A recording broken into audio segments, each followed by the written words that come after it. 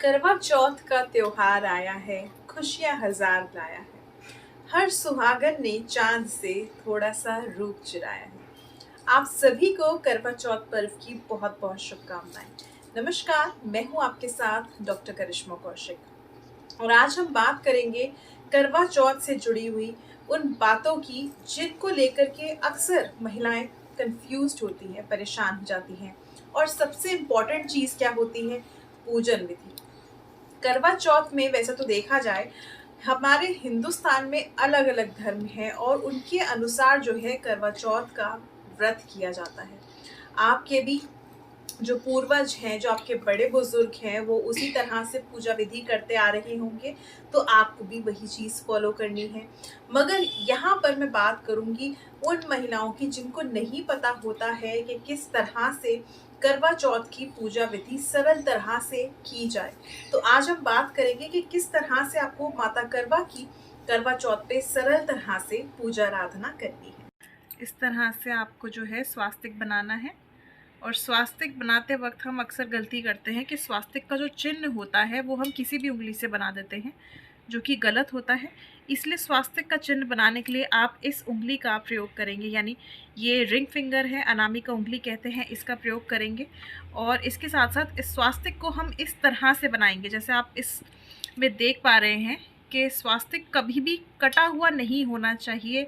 बहुत सारे लोग जो हैं, महिलाएं जो हैं, स्वास्तिक बनाते समय गलती क्या करती हैं कि स्वास्तिक जो है सीधा इस तरह से बनाती हैं, जो कि गलत माना जाता है। स्वास्तिक को हमेशा जो है आप पहले इस तरह से सीधा बनाएंगे, फिर ऐसे करेंगे और उसके बाद जो है बनाते चले जाएंगे। फिर इसमें 4 बिंदियां आप ज़रूर लगाएंगे। 4 बिंदियां बहुत शुभ होती हैं और कहा जाता है कि स्वास्तिक जो होता है ये हमारे वास्तु से भी संबंध रखता है। हमारे घर का जो मुख्य द्वार होता है वो स्वास्तिक की तरह बिल्कुल होना चाहिए। स्वास्तिक एक तरह से शुभता का प्रतीक माना जाता है और इसके साथ साथ भगवान श्री गणेश जी का भी प्रतीक माना जाता है। इस पे हम थोड़े फूल रखेंगे, अक्षत रखेंगे और साथ साथ रखेंगे थोड़ी सी हल्दी। इस तरह से हम जो है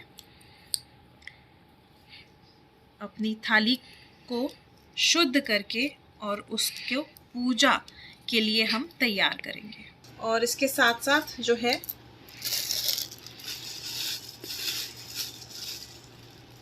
हम थोड़े से गुलाब के पुष्प भी इस पर अर्पित करेंगे। इसमें घी लिया है, शुद्ध गाय का देसी घी।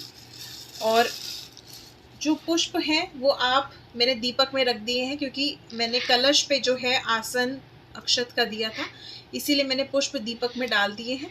दीपक में भी डाल सकते हैं, इसके अलावा अक्षत पर भी आप जो है पुष्प रख सकते हैं, पुष्प का आसन दे सकते हैं। तो सबसे पहले हमने जो है एक चौकी लेनी है इस तरह से, और इस पे लाल रंग का एक वस्त्र बिछाना है। करवा चौथ की पूजा पे लाल और पीले का महत्व होता है। लाल रंग प्रेम का कारक होता है, मंगल का कारक होता है, और पीला रंग जो होता है बृहस्पति का कारक होता है, विवाह का कारक होता है। तो इस तरह से आप जो है जो चौकी पे कपड़ा बिछाएंगे वो पीले रंग का या फिर लाल रंग का ही प्रयोग करेंगे। और इसके साथ साथ जिस प्रकार मैंने माता करवा का चित्र रखा है, ये जो कैलेंडर है ये आप जरूर रखें। भगवान शिव, माता पार्वती की आप जो है प्रतिमा रखें। गौरी माता की इस समय पर जो है आप प्रतिमा रख सकते हैं, शिवलिंग भी रख सकते हैं। वहीं पे भगवान श्री गणेश जी की भी जो है प्रतिमा रखना बहुत ज़रूरी होता है, क्योंकि हर एक जो पूजा होती है भगवान श्री गणेश जी के बिना अधूरी मानी जाती है। इस दिन शिव परिवार की पूजा आराधना की जाती है। भगवान शिव की पूजा आराधना, माता गौरी की पूजा आराधना और साथ साथ भगवान कार्तिकेय, भगवान श्री गणेश जी की भी पूजा आराधना करना बहुत खास होता है। वहीं पर हम गणेश जी के लिए जो है हमने एक यहाँ पे जो है सुपारी रखी है, और सुपारी के ऊपर जो है हम इस तरह से कुछ फूल भी रखेंगे। फूल रखने के बाद हम मूली भी अर्पित करेंगे, जिस तरह से आप देख रहे हैं। और साथ साथ हमने यहाँ पे करवा भी रखा है। करवा हमने रखने के बाद हमने करवे के ऊपर दीपक प्रज्वलित किया है, शुद्ध गाय के देसी घी का।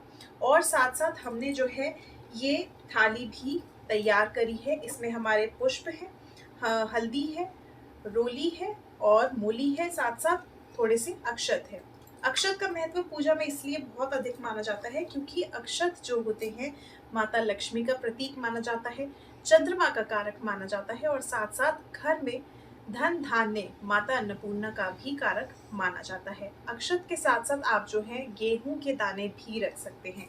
तो इस तरह से हम जो है ये पुष्प जो है भगवान शिव माता गौरी के ऊपर अर्पित करेंगे, माता गरबा के ऊपर पुष्प अर्पित करेंगे। मैं पहले से ही कर चुकी हूँ और इनकी पूजा आराधना करते समय ओम महागौरी शंकराय नमः मंत्र का जप करेंगे। वहीं पर हर एक चीज जो है आपको जल से छिड़काव करके पवित्र कर लेनी है। गंगा जल का प्रयोग करेंगे कुछ इस तरह से, और हम जो ये गंगा जल का छिड़काव हम करेंगे वो हम करेंगे पुष्प के जरिए, यानी पुष्प या फिर आप जो है आम के पत्ते भी ले सकते हैं। इस तरह से हम जो है हर चीज का गंगा जल का छिड़काव करके पवित्र करेंगे अपनी थाली को और अपने सामग्री को। वहीं पर हमने जो है यहाँ पे एक और कलश लिया है। ये कलश आप रखेंगे जब शाम के समय में आप जल ग्रहण करेंगे तब के लिए। और यहाँ पर जो है मैंने चंद्र दर्शन के लिए, चांद देखने के लिए छन्नी भी रखी है। साथ साथ हम एक थाल तैयार करेंगे और थाल में जो है जैसे हमने थाल अभी ये तैयार करी है तो इसमें हम जो है लाल रंग का वस्त्र रखेंगे। इसकी जगह आप कोई भी सूट, चुन्नी या फिर कोई भी ड्रेस भी रख सकते हैं जो भी आपको अपनी सासू माँ को देनी हो। वहीं पे श्रृंगार का सामान रखेंगे और साथ साथ कुछ मीठा रखेंगे हम, या फिर आप जो है जो भी आप खाना पीना जो भी आप भेंट करना चाहें वो भी आप रख सकते हैं। जो आपने घर में पकवान बनाए हैं वो रख सकते हैं और साथ साथ जल भी रखेंगे। आपका अपना जल जो है वो आप जो है माता गरबा के सामने रखेंगे, यानी ये वाला जल जो है हम ग्रहण करेंगे और साथ साथ ये वाला जल जो है हम अपनी सासू माँ को देंगे। सरगी का महत्व बहुत माना जाता है क्योंकि ऐसा कहा जाता है सुबह के समय सरगी लेनी बहुत जरूरी होती है। अब महिलाएं जो है सारा दिन व्रत करती हैं, भूखी रहती हैं, तो कहीं ना कहीं सुबह जो 4-5 बजे का समय होता है यानी सूर्य उदय होने से पहले आपको सरगी खा लेनी चाहिए। सरगी जो है आपके ससुराल से आती है, आपकी सासू माँ के द्वारा भेजी जाती है और साथ साथ ये ग्रहण जरूर करनी चाहिए ताकि सारा दिन जो आप फास्टिंग कर रहे हैं, आप सारा दिन भूखे रह रहे हैं, उसमें आपको तकलीफ ना हो। अब यहाँ पर जो है कुछ महिलाओं के मन में ये शंका बन जाती है कि हमने तो सुबह उठते ही खा लिया तो हमारा व्रत कैसे हुआ, ये व्रत तो टूट जाएगा। नहीं, जब भी हम हिंदू शास्त्र के अनुसार बात करते हैं या ज्योतिष शास्त्र के अनुसार बात करते हैं तो हम ये चीज का ध्यान जरूर रखते हैं कि जब सूर्य उदय होता है, जब तिथि लगती है सूर्य उदय अनुसार, तब हम वो तिथि मानते हैं। और यहाँ पर हम आपको ये कह रहे हैं कि आपको जो है सूर्य निकलने से पहले ही भोजन ग्रहण कर लेना है, यानी आपको सूर्य उदय होने से पहले ही सुबह जल्दी उठ करके 3-4 बजे के आसपास जो है जब सूर्य ना निकला हो तब वो सरगी ग्रहण करनी है। और उसके बाद सूर्योदय होने के बाद जो है आपको स्नान करके पूजा आराधना करके घर का शुद्धिकरण करके अपने व्रत को आरंभ करना चाहिए। यहाँ पर हम सभी भगवानों का आवाहन करेंगे, भगवान श्री गणेश जी का आवाहन करेंगे क्योंकि जब हम आवाहन करते हैं तभी हमारी पूजा संपन्न होती है। साथ ही हम इस तरह से, जिस प्रकार मैंने आपको अभी थाल दिखाई है, इस तरह से आप थाल जो है अपनी बनाइए। और जो हमारी करवा माता है, करवा माता को भी श्रृंगार का सामान जरूर अर्पित कीजिए। इनको कुछ मीठा जो है भोग में जरूर लगाएं, या आपने अगर घर में पकवान बनाए हैं वो करवा माता को जरूर लगाएं। और साथ ही अगर आपने देखा हो, आपको जो भी आपने कैलेंडर लिया है उसके नीचे की तरफ जो है एक कहानी आती है, मेरे कैलेंडर में भी है, आपके कैलेंडर में भी जरूर होगी। अगर नहीं है ये कहानी तो आप जो है करवा चौथ की जो व्रत कथा होती है वो आप इंटरनेट से भी निकाल सकते हैं। और अगर वो भी पॉसिबल नहीं है तो मार्केट में जो पुस्तकें होती हैं, बुक्स जो होती हैं उसमें भी करवा चौथ की व्रत कथा जो है अवेलेबल होती है, वहाँ से भी आप पढ़ सकते हैं। इसके बाद जो है ये हम कथा पढ़ेंगे। कथा पढ़ने के बाद जो है आप अपना थोड़ा-सा जो है फल, फ्रूट या दूध ज़रूर लेंगे, क्योंकि अगर हम बहुत लंबे समय तक भूखे रहते हैं तो कहीं न कहीं हमें परेशानी हो जाती है, डिहाइड्रेशन हो जाती है और इसका सीधा-सीधा जो प्रभाव है, उसका गहरा नकारात्मक प्रभाव हमारे स्वास्थ्य पे भी पड़ता है। तो इसीलिए कथा के बाद जो है आप थोड़ा दूध लें या फिर आप फल-फ्रूट लें, जूस लें, इस तरह से आप जो है भोजन थोड़ा-थोड़ा ग्रहण करें। अन्न का सेवन इसमें नहीं करना है।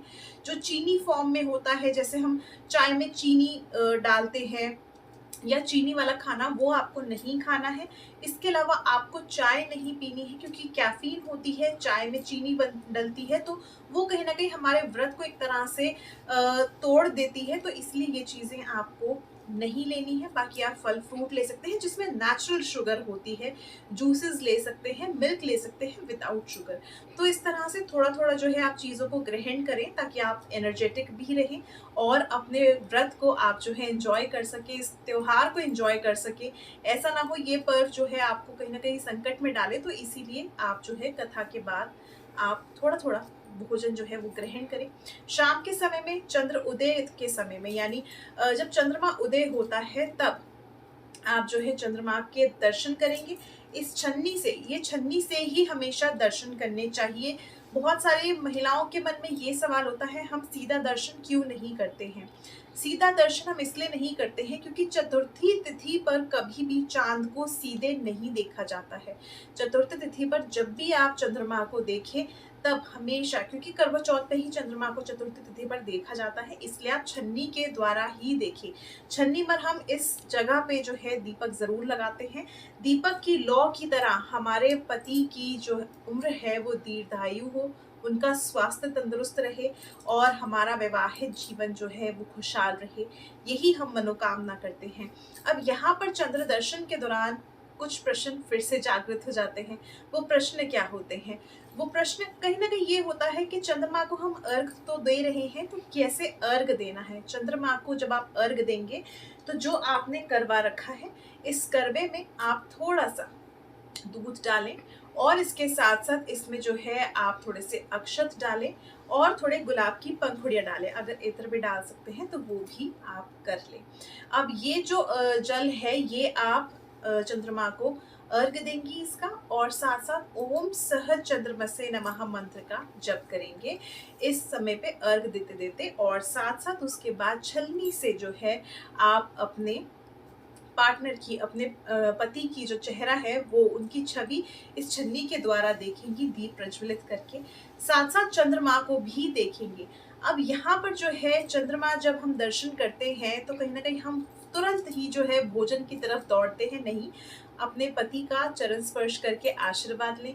भगवान शिव का, माता गौरी का, भगवान श्री गणेश जी, कार्तिकेय का आशीर्वाद लें, ताकि आप सदा सुहागन रहें, सदा सौभाग्यवती रहें, और साथ ही साथ चंद्रदेव के भी दर्शन करते हुए उनका भी आशीर्वाद लें। अब उनका आशीर्वाद कैसे लेंगे? जब आप जल जो है अर्घ देते हैं, जल ज़मीन पर जो है बिखर जाता है, आपने देखा होगा।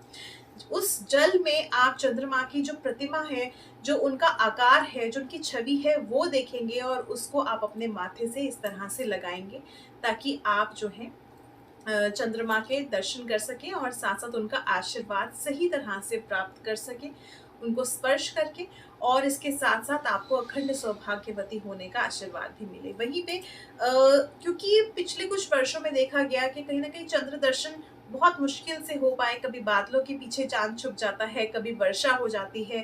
तो इस स्थिति में क्या करना चाहिए? इस स्थिति में आपको एक थाली में चंद्रमा बना लेना चाहिए। चंद्रमा को आप कैसे बनाएँगे? चावल से आप बनाएँगे। चावल से चंद्रमा बनाएँ और इसके दर्शन करके, जो चावल से आपने चंद्रमा बनाया है, उनके दर्शन करके आप जो है अपना व्रत का पारण करें। नहीं तो आपने जो माता करवा को स्थापित किया है, इस चित्र में भी आपने देखा होगा कि यहाँ पर चंद्रमा और सूरज दोनों ही हैं, तो कहीं न कहीं माता करवा के आप चरण स्पर्श करके चंद्रमा को आप जो है देख करके अपना व्रत का पारण भी कर सकते हैं।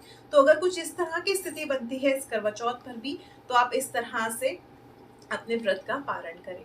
और इस तरह से आप जो है अपना व्रत को संपन्न करें। वहीं पे ये जो थाली हमने तैयार करी थी, इस थाली को आप अपनी सासू माँ को ज़रूर दें, ताकि उनका आशीर्वाद मिले, उनके चरण स्पर्श करें और इस तरह से अपना जो आपका व्रत है वो संपन्न करें। शुभ करवा चौथ। नमस्कार। जय श्री राम।